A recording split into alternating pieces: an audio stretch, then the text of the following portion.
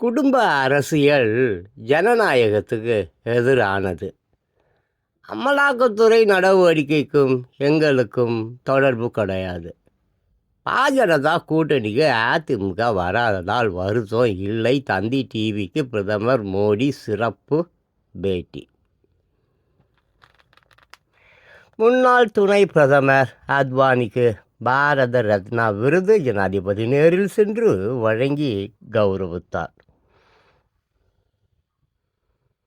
சென்னை தேர்தல் அறிக்கையில் கூறியதை எடப்பாடி பழனிசாமி நிறைவேற்றவில்லை. ஈரோடு பிரச்சாரத்தில் முதலமைச்சர் ஸ்டாலின் தாக்கு. புதுடெல்லி வருமான வரி கணக்கில் முரண்பாடு. காங்கிரசுக்கு மேலும் ரூபாய் 1745 கோடி அபராதம். வருமான வரித்துறை நோட்டீஸ். அரவிந்த் கெஜ்ரிவால் கைது கண்டித்து டெல்லியில் பொதுக்கூட்டம். அடக்குமுறை மூலமாக யாரும் வென்றதாக வரலாறு இல்லை. முதலமைச்சர் ஸ்டாலின் ஒரே உண்மை. அடக்குமுறையால் யாரும் என்ன பண்ண முடியாது. ஆமாம், வென்றதாக வரலாறு இல்லை, ஒத்துக்கிறோம். ஆனால் உங்கள்கிட்ட ஒரு கேள்வி. தமிழக முதலமைச்சர் அவர்களே கோச்சிக்காதீங்க. டீலாம் கொடுக்குறாங்க உங்கள் விசுவாசிகள். அந்த விசுவாசிகள் அது திருட்டு விசுவாசிகள். காலங்காலமாக அந்த நாட்டை குட்டிச்சவராக்கிட்டானுங்களே உங்களுக்கு ஓட்டு போட்டு. அவங்க டீ கொடுக்குறாங்க, மீன் கடைக்கெல்லாம் கூட்டின்னு போகிறாங்க. பாத்ரூம் வந்தால் எங்கே போவீங்க? பாத்ரூம் மீட்டிங்லலாம் பேசுவீங்க. நீங்கள் மட்டும் இல்லை, எல்லா கட்சிக்காரனுங்களும் எவ்வளோ கட்சிக்காரனுங்க இருக்கிறாங்க. எப்பா அந்த ஊரில் தான்வா அவ்வளோ கட்சிக்காரனுங்க. உங்களை ஒன்றுக்கு வந்தால் எங்கெங்கே போவீங்க? கக்கூசு வந்தால் எங்கே போவீங்க? நீங்கள் தான் கட்டி கொடுத்து எதுவும் கட்டி கொடுக்கல. கட்டி கொடுத்தது உறுப்பில் நாய் போகாது, பன்னி போகாது. அது உள்ள அந்த அளவுக்கு கேவலமாகுது. எங்கே போவீங்க? கொஞ்சம் பார்த்து சொல்லுங்களேன். டெல்லியில் பிரம்மாண்ட பொதுக்கூட்டம். ஜனநாயகத்தை பாதுகாக்கப்பா ஜனதாவை தூக்கி எறியுங்கள். இந்தியா கூட்டணி தலைவர்கள் வேண்டுகோள். My dear brothers and sisters, என்னை வரவேற்க இங்கே சீமான்களும் சீமாட்டிகளும் வருவார்கள் என்று நினைத்தேன். ஆனால் கொலைகளையும் கொள்ளைகளையும் செய்த மாவீரன் என்கின்ற திருட்டு கூட்டணி தலைவர்கள் எல்லாம் 1000 கோடி 5000 கோடி என்று பதுக்கி வைத்திருக்கும் கூட்டணி யாரை சேர்ந்தவர்கள் இருக்கிறாங்க. எல்லாருக்கும் ரொம்ப நன்றி.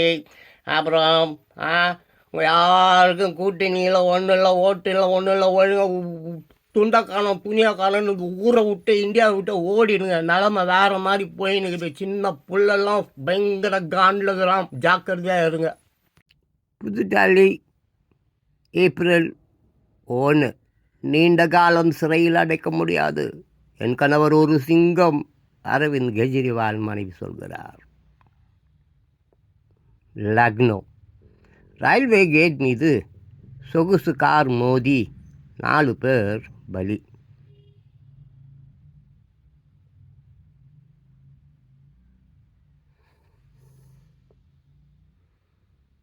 சென்னை குரூப் 1 அதிகாரிகளான 7 பேருக்கு IAS அந்தஸ்து. தமிழ்நாடு அரசு உத்தரவு.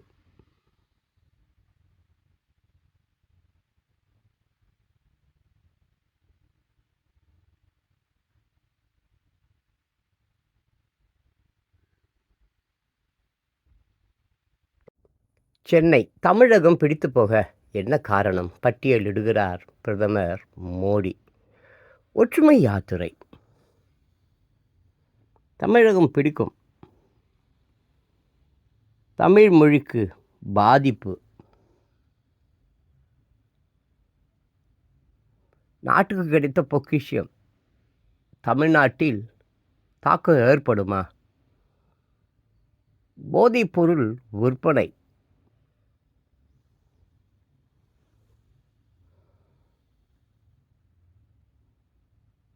பிரதமர் நரேந்திர மோடியிடம் தந்தி டிவியின் மூத்த இணை ஆசிரியர் ஹரிஹரன், இணை ஆசிரியர் அசோக வர்ஷினி ஆகியோர் சிறப்பு பேட்டி கண்டபோது எடுத்த படம். வருத்தம் இல்லை, அமலாக்கத்துறையுடன் தொடர்பு இல்லை, தமிழ்நாட்டின் திறமை முக்கியம், கார்பரேட் கம்பெனிகளுக்கு பணியாற்றுகிறேனா? சிந்தனை வர. ஈரோடு சின்னியம் பாலத்தில் நடந்த பிரச்சார பொதுக்கூட்டத்தில் முதலமைச்சர் ஸ்டாலின் பேசிய போது எடுத்த படம். கூட்டம் நல்லா தான் இருக்குது கூட்டம். நல்லா தான் இருக்குது. பாவம் உங்கள என்ன சொல்ல முடியும்? ரூ. 200 ரூ. 300 குவார்ட்டரு பிரியாணிக்கோசரம் பாவம் வெயில்ல அப்படி வந்து உட்காந்துருக்கிறீங்க. அது வெயிலா என்ன ஏது தெரியல. ராத்திரி போல இருக்குது. அப்படிதான் லைட்லாம் எரியுது. இப்படியே உங்கள நான் யாருக்கு ஓட்டு போடுங்க, போடாதீங்கன்னு எல்லாம் சொல்ல மாட்டேன். ஆனா நீங்க இப்படியே உட்காந்துன்னு இருந்தீங்கன்னாக்கா, வர 2016ல சட்டமன்ற தேர்தல் வரும். அப்ப தயவு பண்ணி என்ன பண்ணுங்க, புள்ள குட்டிங்கலாம் 5 வயசு, 6 வயசு, 8 வயசு, 10 வயசுலாம் இருக்கும் பாருங்க. அதையெல்லாம் கூப்பிட்டு வந்துருங்க. 200, 300 அதுக்கு தான் இப்ப தான் குடிக்குதே. அதுங்களுக்கு போதைப் பொருள், கீதைப் பொருள்லாம் கிடைக்கும். கூட்டின்னு வந்துருங்க. ஃபுல்லா அப்படியே உட்காருங்க. காலங்காலமா அப்படியே உட்காருங்க. பாருங்க அதிமுக, திமுக, காங்கிரஸுக்கு நீங்க ஓட்டு போடுற வரைக்கும், காலாங்காலத்துக்கு இப்படி தான் உட்காந்துன்னுக்கணும். இலங்கைக்கு தாரை வார்த்ததற்கு யாரெல்லாம் பொறுப்பு? ம்? தகவல் அறியும் சட்டத்தின் மூலம் பெற்ற ஆவணங்களை வெளியிட்டார் அண்ணாமலை. அன்பானவர்களே, ராமநாதபுரத்து மீனவ குடும்பத்தைச் சேர்ந்த சிறியவர்களே, உங்கள் அப்பா உங்கள் போட்டெல்லாம் வந்து இலங்கை இன்னைக்கு பிடிச்சின்னு போயிடுறான், வச்சுக்கிறான். இதுக்கு முக்கியமான காரணம் யார் தெரியுமா? 1069 இந்த மாதிரி பிரச்சனைகள்லாம் ஓடிட்டு இருந்தது. அது ராமநாதபுரம் மன்னருடைய சொத்து. 1875லேருந்து 1948 வரைக்கும் அந்த சொத்து வந்து தமிழ்நாட்டு சொத்தாக தான் இருந்தது. அதை யாரும் இந்திரா காந்திகிட்டையும் போய் தமிழ்நாட்டு சொத்துன்னு சொல்லலை. இலங்கை அதை எப்படியா எடுத்துக்கணும்னு நினச்சிது. அப்போ இருந்த இந்திரா காந்தி ஒப்புதல் போட்டாங்க. இவரும் சைன் போட்டுக்கிறாரு. அவங்களுக்கு போய் நீங்கள் ஓட்டு போடுறீங்க. உங்கள் அப்பாவை ஜெயிலில் வச்சுருக்காங்க. உங்கள் ஓட்டெல்லாம் எடுத்துக்கிறாங்க. மீனவ மக்களே, திமுகவுக்கு மட்டும் ஓட்டு போடவே போடாதீங்க. போடவே போடாதீங்க. நல்லா தெரியும். ஆமாம், கச்சை தீவை வந்து இலங்கைக்கு கொடுத்தது இவங்க தான். திருப்பூர் ஏப்ரல் 1 கச்சத்தீவு இலங்கைக்கு தாரை வார்த்ததில் திமுகவின் பங்கு பற்றி இன்று வெளியிடுவேன் அண்ணாமலை அறிவிப்பு. கச்சத்தீவை இலங்கைக்கு தாரை வார்த்ததில் காங்கிரஸ் செய்த துரோகம் குறித்த முதல் பகுதி வெளியிட்டு உள்ளேன். நாளை, அதாவது இன்று 2வது பகுதி வெளியாக உள்ளது. அதில் கச்சத்தீவை இலங்கைக்கு தாரை வார்த்ததில் திமுகவின் பங்கு என்ன என்பது குறித்து விளக்கமாக சொல்ல உள்ளேன். நாட்டின் இறையாமையை எல்லையை சுருக்கியது காங்கிரஸ். 1875 ஆண்டிலிருந்து 1948 ஆண்டு வரையிலும் கச்சத்தீவில் எந்த பிரச்சனையும் கிடையாது. இது குறித்து தான் பிரதமர் மோடி நாகர்கோவில் கூட்டத்தில் பேசும்போது கச்சத்தீவை இலங்கைக்கு தாரை வார்த்தது குறித்து தகவல் தெரிய வரும்போது நாட்டின் மக்கள் அவர்களை மன்னிக்க மாட்டார்கள் என்று தெரிவித்தார். 1968 வார்க்கப்பட்டது. இந்த பிரச்சனை குறித்து நாடாளுமன்ற உறுப்பினர் ஈரோடு உழவர் சந்தையில் வாக்கு சேகரித்த முதலமைச்சர் ஸ்டாலின். கணேசமூர்த்தி எம்பி குடும்பத்துக்கு நேரில் ஆறுதல். முதலமைச்சரிடம் கேள்வி எழுப்பிய பெண் நான் என்ன கேள்வி எழுப்பினீங்க? 1969 இன்று வரைக்கும் எப்படி தமிழக மக்களை ஒட்டுமொத்தமாக கொத்தடிமையாக்கி முட்டாளாக்கி அறிவையில்தான் சபையாக ஆண்டு கொண்டிருக்கிறீர்கள். அதை பற்றியா? இல்லை இந்த இலங்கை தமிழர்கள்லாம் அமைதிப்படைன்னு சொல்லி இங்கிருந்து அங்கே அம்சானுங்கள்லாம் ஒட்டுமொத்தமாக காலி பண்ணிங்களே, அதை பற்றியா? இல்லை எம்ஜிஆர் அவர்கள் பிரபாகரன் ஒரு சார்ந்தவங்களுக்கெல்லாம் போட்டு கீட்டு ஆத்து கீது எல்லாம் ஆயுதம் கீதெல்லாம் வாங்கி கொடுத்தாரே, எப்படியாவது உங்களை காப்பாற்றிங்கப்பா, தமிழ் உயிரோடு இருக்கணும்னாரே, அதை பற்றியா? இல்லை எப்போ நல்ல காலம் வரணுன்றதை பற்றியா? நல்ல காலம் கல்யாணம் ஆச்சு உங்களுக்கு. ஐயர் சொன்னால நல்ல நேரம் போகுதுன்னு, அது எப்படியோ போயிடுச்சு. இனிமேல் நல்ல நேரம்லாம் வராது, இந்தியாவுக்கே வராது, உலகத்துக்கு வராது. வந்தால் சுனாமி, பேரிடர், உலக அழிவு தான் வரும். போங்க, ஓட்டுக்கிட்டுலாம் இங்கே யாருக்கும் போடக்கூடாதுங்க, போங்க. சென்னை கச்சத்தீவு விவகாரம். காங்கிரசும் திமுகவும் தேசத்துக்கு எதிரானவை. மத்திய மந்திரி எல் முருகன் விமர்சனம்.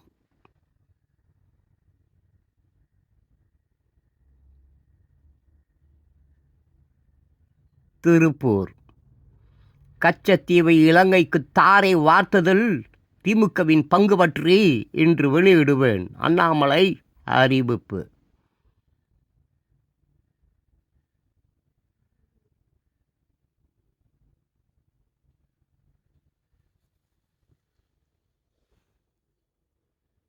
புதுடெல்லி கச்சத்தீவை மீட்க 10 ஆண்டுகால ஆட்சியில் செய்தது என்ன? பிரதமர் மோடிக்கு கார்கே கேள்வி. ஹைதராபாத் சந்திரசேகர ராவ் சென்ற வாகனத்தில் தொகுதி கண்ணோட்டம். விருதுநகர் 2019 ஆண்டு தேர்தல் முடிவுகள் எப்படி? வெற்றி யார் கையில்? சட்டமன்ற தொகுதிகள் வாரியாக வாக்குச்சாவடிகள். 2019ஆம் ஆண்டு தேர்தல் முடிவுகள் எப்படி? வெற்றி யார் கையில்? சிவகாசி தொகுதி, விருதுநகர் தொகுதி உதயம் மீண்டும் வெற்றி. சட்டசபை தேர்தலின் வெற்றி விவரம். வாக்காளர் எத்தனை வாக்காளர்கள்? 2021ஆம் ஆண்டு சட்டமன்ற தேர்தல் முடிவுகள்.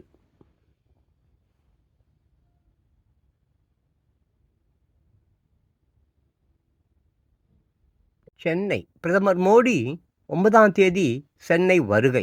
வாகன அணிவகுப்பு மேற்கொள்ள திட்டம்.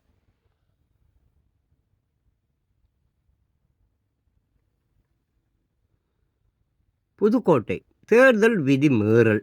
ஓ பன்னீர்செல்வம் மீது வழக்கு பதிவு.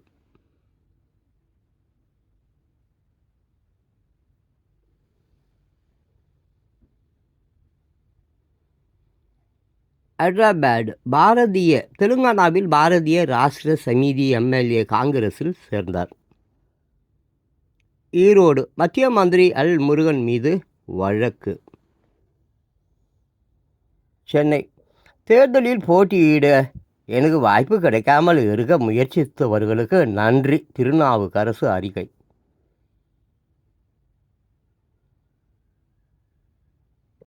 தேர்தல் கலாட்டா. தலைவர் ஏன் கூப்பிடாத கல்யாணத்துக்கு போய் செய்கிறாரு? அதுவா இங்க 400 ஓட்டு இருக்குன்னு யாரோ சொன்னாங்க. அதான் அண்ணன் ஏன் அங்கிட்டும் இங்கிட்டும் ஓடிட்டே இருக்காரு? கூப்பிட்ட குரலுக்கு ஓடி வருவேன்றத வாக்காளருக்கு புரிய வைக்க தான்.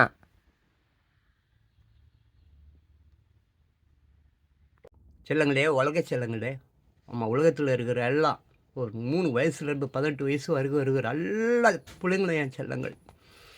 நீங்கள் நல்லா படிக்கிறீங்க, எனக்கு தெரியும். உங்கள் அப்பா அம்மா படிக்கவே இல்லை, அதுவும் எனக்கு நல்லா தெரியும். அதனால தான் வந்து நாடு குடிச்சவராக போயிடுச்சு. படிச்சிருந்தானா இந்த அளவு குடிச்சவராக இருக்காது. பாரு, ஒன்றும் இல்லை, உங்கள் அண்ணன் நல்லா படிச்சிருக்கிறாரு, உங்கள் அக்கா நல்லா படிச்சிருக்குது, உங்கள் நல்லா அக்கா படித்த அக்கா பிஏஎம் படித்த அக்கா போத்தீஸ்லேயும் சரவணாலையும் போய் புடவை விற்குது.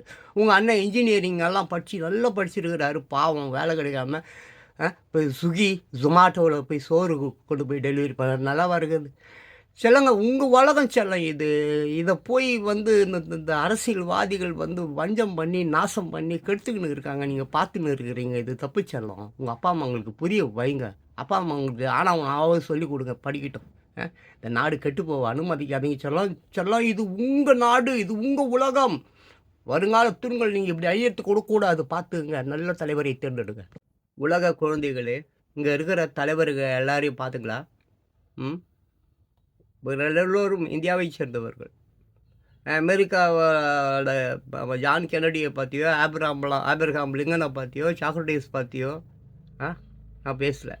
இதில் இல்லாத தலைவர்கள் யார் யார் சொல்லுங்கள் பார்க்கலாம். கக்கன் இல்லை, எம்ஜிஆர் இல்லை, ராஜாஜி இல்லை, கருணாநிதி இல்லை, ஸ்டாலின் இல்லை, ஜெயலலிதா இல்லை.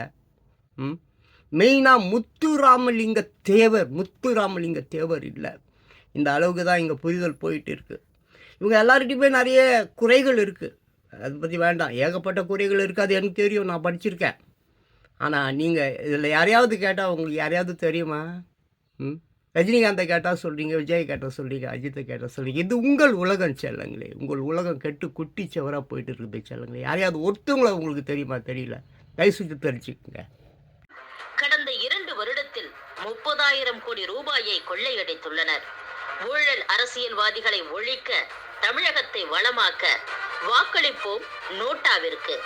இவன் நேதாஜி மக்கள் கட்சி. G2 ரைடு வரும்போது டெல்லிக்கு போய் ஏர்போர்ட்ல நிர்மலா சீதாராமனை பார்த்து காலில் விழுந்துட்டு அவங்களுக்கு பல்லக்கு தூக்குன துரோகி நீங்க.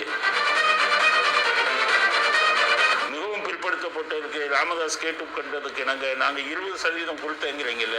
எம்ஜிஆர் கொடுத்த 50% தான் இந்த மிகவும் பிற்படுத்தப்பட்டவர் இடஒதுக்கீடு வந்து அன்னைக்கு இருந்த மாதிரி 39% இருந்திருந்தால் இந்த இடஒதுக்கீடு மிகவும் பிற்படுத்தப்பட்டவருக்கு கொடுத்துருக்கவே முடியாது. இந்த அம்மையார் கட்சி இருக்க திமுக அது எவ்வளோ வாங்கினாங்கன்னு சொல்ல மாட்டேங்கிறீங்களே. அவங்க 6,000 கோடி அகில இந்திய கட்சி, இந்தியா பூரா எலெக்ஷனுக்காக வாங்கினாங்க. நீங்க 600 கோடி வாங்கியிருக்கீங்களே திமுக, அது என்ன? சிவாஜி இப்படி ஆகி போச்சு அவ்வளோ டைலாக் இருக்குங்களா. அதே மாதிரி என்ன அமீர் இப்படி ஆகி போச்சு? ஏன்னா சுமார் 4000 கோடி மதிப்பிலான சர்வதேச அளவிலான போதைப் பொருள் கடத்தல் மன்னன், திமுகவோட முக்கிய நிர்வாகி, உதயநிதிக்கு மிகவும் நெருக்கமான இந்த ஜாஃபர் சாதிக்கை கைது பண்ணாங்க.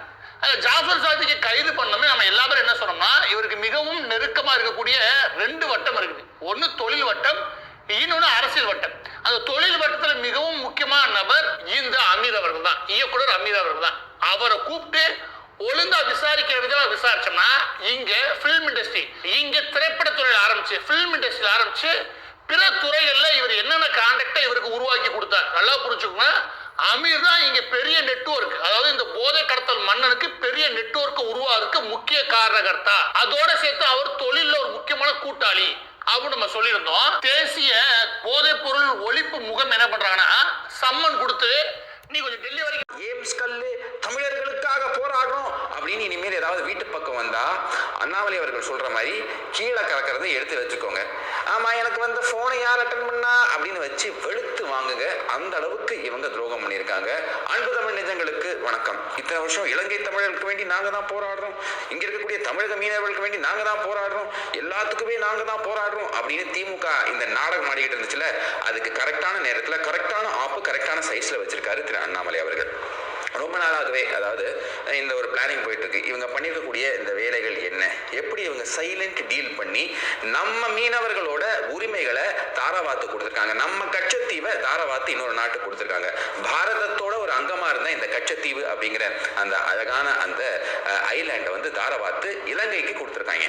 அப்படிங்கிற விஷயங்கள்லாம் இப்போ அஃபிஷியல் டாக்குமெண்ட்ஸா வெளியே வந்திருக்கு. இதுல 2 துரோகிகள் இருக்காங்க. உங்களுக்கு எல்லாருக்கும் தெரியும், காங்கிரஸ் தமிழின துரோகி அப்படிங்கிற மிக முக்கியமானது காவல்துறையின் உளவுத்துறை. உளவுத்துறைங்கிறது ஒரு அரசியல் துறை. எதிர்கட்சி தலைவர் இந்த மாதிரி யார் யாரோட தொடர்பு வச்சிருக்காரு, உங்கள் கட்சியை சேர்ந்த எம்எல்ஏக்களே என்ன பேசிக்கிறாங்க, என்னென்ன திட்டம் போடுறாங்க, இவ்வளவு விஷயத்தையும் உளவுத்துறை முதலமைச்சருக்கு கொடுப்பாங்க.